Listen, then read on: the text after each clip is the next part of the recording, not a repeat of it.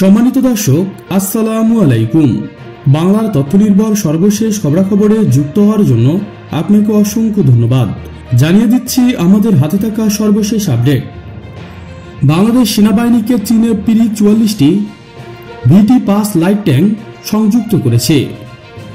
এদিকে পঞ্চগড় সীমান্তে বিএসএফ এর উপর বিজিবির গোলাবর্ষণ। চীনের প্রি ডেলিভারি ইন্সপেকশনের মাধ্যমে বাংলাদেশ সেনাবাহিনী VT-5 লাইট ট্যাঙ্ক পেয়েছেন। প্রাথমিকভাবে এক রেজিমেন্ট 44টি ট্যাঙ্ক ক্রয় করা হয়েছে এবং শীঘ্রই আরও এক রেজিমেন্ট ক্রয় করার কথা রয়েছে। পঞ্চগড় সীমান্তে ভারতীয় চোরা কারবারিদের উপর বিজিবির গোলাবর্ষণ হয়েছে। পঞ্চগড় সীমান্তে 18 বর্ডার গার্ড বাংলাদেশ বিজিবির একটি টহল দল ভারতীয় চোরা কারবারিদের দলের উপর গুলি চালিয়েছেন। এতে ভয় পেয়ে ভারতীয় চোরা কারবারিরা দৌড়ে পালিয়ে যায়। এ সময় সেখান থেকে 94 বোতল ফেন্সিডিল উদ্ধার করা হয়। বর্ডার গার্ড বাংলাদেশ বিজিবির আধুনিকায়নে আর কত দেরি? সীমান্তবর্তী বাহিনী বর্ডার গার্ড বাংলাদেশ বিজিবি দেশের ফার্স্ট লাইন অফ ডিফেন্স, যারা সবার আগে শত্রুকে মোকাবেলা করে এবং বহিঃশত্রু থেকে দেশের সীমান্ত রক্ষা করবে। আমাদের 2 ততোধিক বন্ধুরাষ্ট্র নামক প্রতিবেশী দেশের সাথে আমাদের সীমান্ত রয়েছে। বাংলাদেশের মাঠের সীমান্ত দৈর্ঘ্য 5138 কিলোমিটার।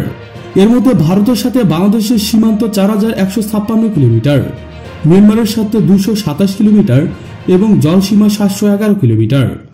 মোট 5138 কিলোমিটার সীমান্তের নিরাপত্তায় নিয়োজিত বিজিবির ম্যানপাওয়ার কত জানেন? মাত্র 70,000।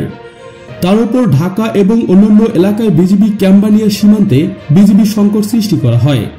একই সাথে দেশে যখন কোনো অরাজক পরিস্থিতির সৃষ্টি হয় তখন বিজিবি মোতায়েন করা হয়। সরকারকে যদি আন্দোলন বা অরাজকতার পরিস্থিতি দমনে বিজিবিকে মোতায়েন করতে হয় তাহলে এত টাকা, এত বাজেট দিয়ে পুলিশ, আনসার এসব বাহিনী রেখে লাভ নাই।